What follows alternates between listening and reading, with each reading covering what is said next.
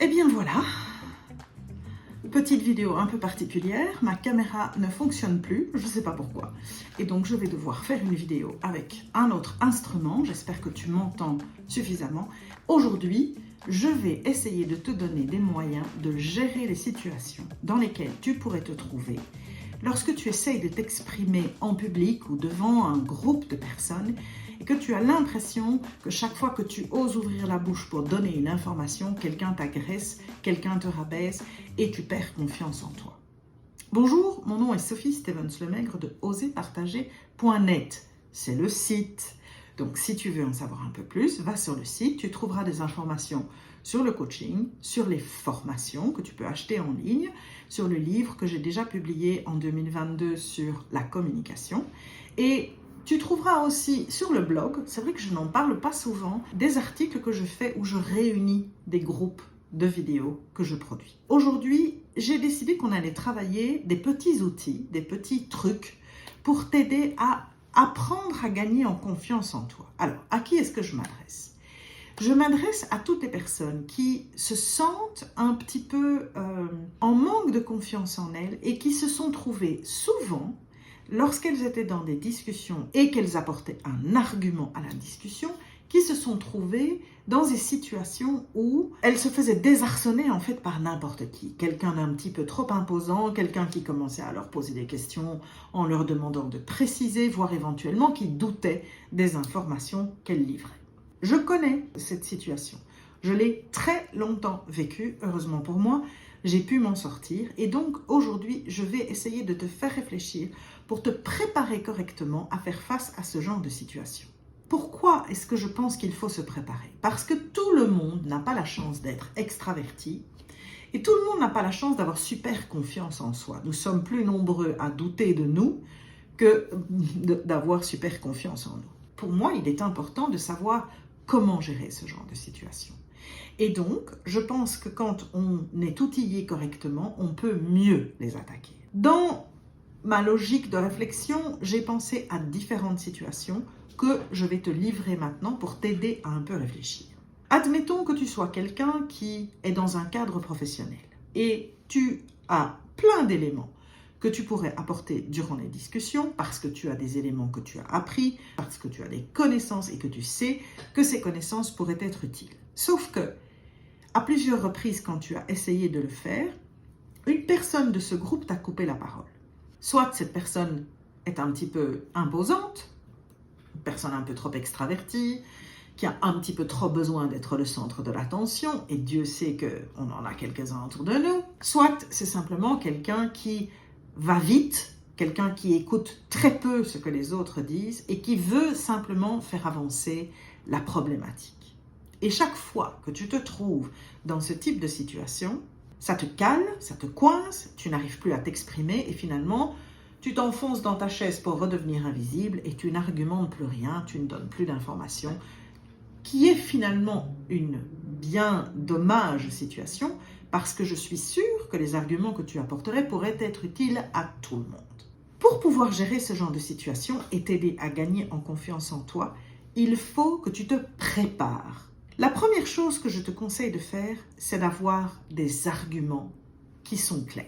Ça veut dire que, admettons que tu aies une réunion qui doit se faire, tu connais le sujet de la réunion et tu sais éventuellement que tu pourrais apporter quelques éléments. Eh bien, pourquoi est-ce que tu ne prends pas 5 minutes, 10 minutes pour réunir toutes les informations dans ta tête, pour éventuellement rechercher tout ce que tu peux apporter pour étayer tes dires, que ce soit les références d'un rapport, un lien internet, un livre, et de manière à ce que quand tu pourras éventuellement intervenir pendant la réunion, tu puisses justement écraser cette personne qui commence à mettre des doutes devant tout le monde en lui disant « Attends, 2 secondes, d'accord ? C'est chaque fois la même chose, tu es toujours en train de douter de ce que je dis, donc cette fois-ci, je me suis préparée et voici les informations pour étayer ce que je dis. Donc, tu me laisses terminer mon explication parce que je pense que ce que j'apporte dans la discussion peut être utile. » Pour être capable d'avoir ce type de réaction, tu dois avoir quelque part des béquilles, comme je les appelle.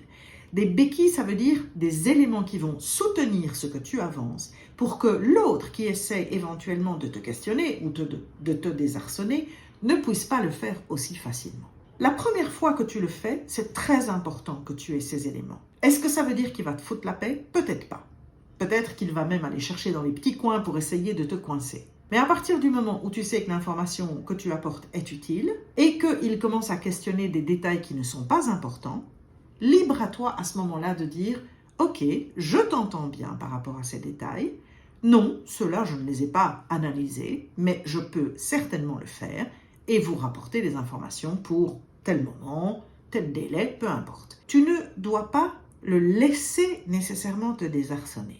Et pourquoi est-ce que c'est important que tu fasses cet effort? Parce qu'il faut que tu te rendes compte que tu en es capable. Alors, ici, je vais retravailler tout ce qui touche la problématique de l'effet Pygmalion et je te demande de t'auto-conscientiser, mais aussi de t'auto-renforcer en faisant cette recherche nécessaire pour avoir tes béquilles, de manière à savoir que tu es capable de le faire et qu'il est grand temps que tu oses te dépasser. Ne jette pas des informations que tu n'as pas étayées. Ne jette pas des informations dont tu n'es pas certain, certaine. C'est très important que tu fasses hyper attention à cet élément-là. Parce qu'à la minute où quelqu'un peut te déstabiliser et que tu n'es pas capable de pouvoir prouver que ce que tu apportes est vraiment utile, à ce moment-là, tu vas de nouveau perdre en confiance en toi. Donc, les premières fois que tu le fais, tu dois le faire avec cette idée quelque part en tête. C'est que pour pouvoir gagner en confiance en toi, tu dois aussi te préparer un peu plus que les autres, certes, parce qu'au début, ce sera nécessaire, et après, tu verras que ce genre de choses n'aura plus autant d'importance à tes yeux.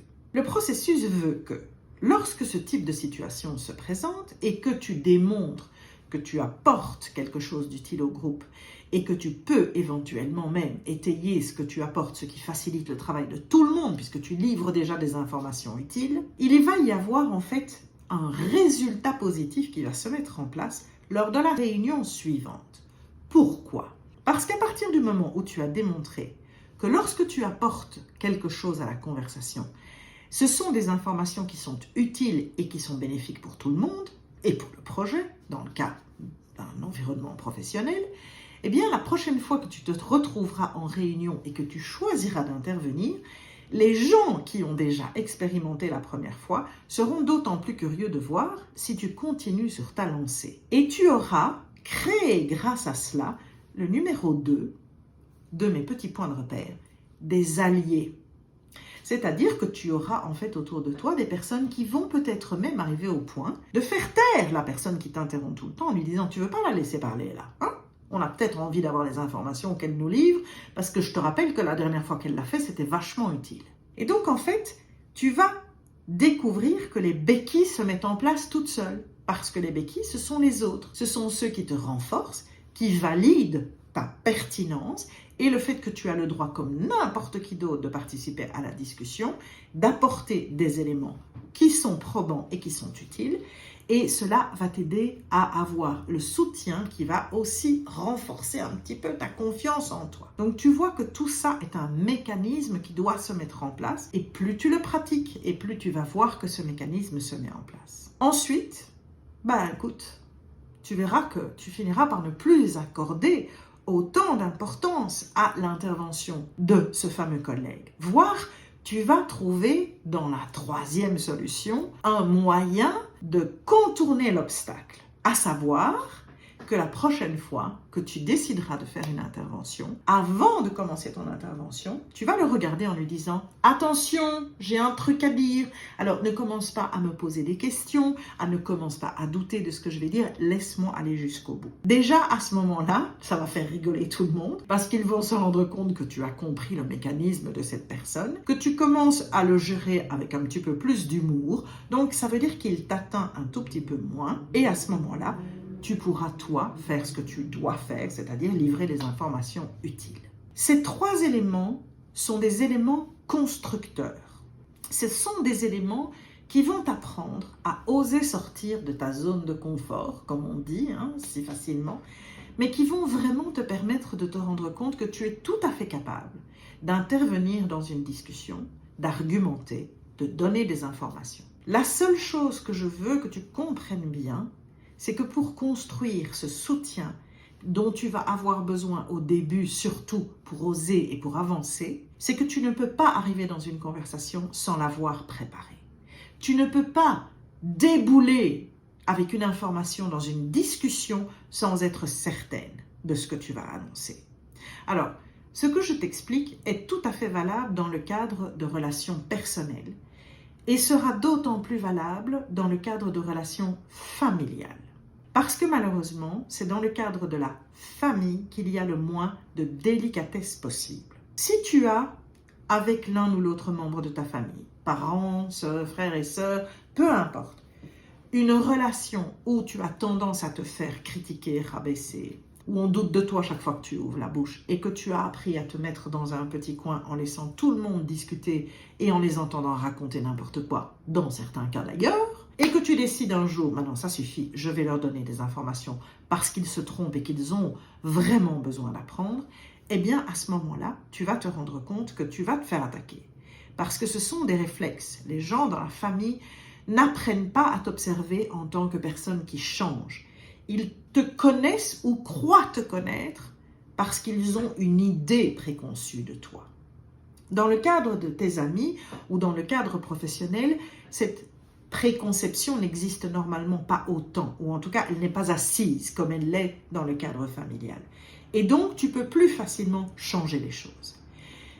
Mais dans le cadre familial, si tu choisis de le faire en sachant que ce sont des situations que tu as déjà vécues, je te donne un conseil qui est de bien être certaine que le jour où tu argumentes un élément, tu as des éléments clairs de preuves pour pouvoir justement ne pas te laisser désarçonner. Et c'est vrai qu'à partir du moment où tu pourras aussi montrer que tu as des éléments, que tu as des connaissances, que tu as acquis toute une série d'informations qui sont plus que pertinentes dans la conversation, eh bien progressivement, même dans le cadre familial, tu vas voir que les gens dans ta famille vont se rendre compte que non d'une pipe, c'est loin d'être une idiote. Et effectivement, quand elle argumente quelque chose, elle nous apporte des informations super utiles. Je pense que c'est important que tu te rendes bien compte de ça. Et puis, le quatrième élément, ça, c'est ce que j'appelle la libération. Eh bien, le quatrième élément sera le jour où tu seras capable de rentrer dans une conversation parce que tu as une information utile que tu peux communiquer. Tu te feras éventuellement clouer au pilori par une personne, professionnellement, chez tes copains, dans la famille, qui aura juste envie de te démonter, soit parce qu'il est convaincu que tu as tort, soit parce qu'elle pense que ce que tu as dit n'est pas juste, soit éventuellement parce qu'il y a des personnes qui s'imposent aux autres et qui essayent de faire taire ceux qui ont trop de connaissances. Parce que ça aussi, ça existe. Eh bien, le jour où tu seras capable de argumenter, de rigoler, de feindre de ne pas avoir entendu la question et éventuellement d'oser même à un certain moment dire « Ah oui, tiens, effectivement, je n'avais pas pensé à ce détail et peut-être que sur cet élément-là, je n'ai pas encore assez d'informations. » Donc, reconnaître que tu as des informations sur un sujet, mais que tu ne possèdes peut-être pas l'entièreté de l'information, sans pour autant te sentir rabaissé, et simplement en essayant de relativiser finalement la critique qui est faite, en te disant, finalement, oui, effectivement, ce genre de situation peut se présenter.